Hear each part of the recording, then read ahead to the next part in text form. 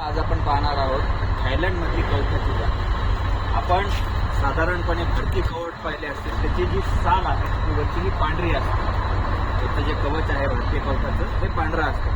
पण थायलंडमध्ये हे अशा प्रकारचं कवठ आहे की ज्याचे वरची जी साल आहे, जे कवर आहे हे रेड कलरचं आहे आणि हे ओव्हरसाईज असतं. मित्रांनो, अशा प्रकारच्या कवच हे फक्त आणि फक्त तुम्हाला थायलंडमध्ये मिळेल. तुम्ही त्या कवठाची साईज पाहू शकता. साधारणतः छोट्या टरबुजा एवढं ते कवठ आहे.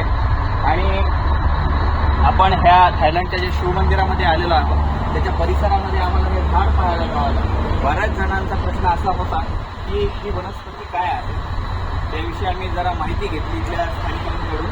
तर आम्हाला असे लक्षात आले की हे सुगंधचे झाड हे कवचजन्य पदार्थाचे आहे.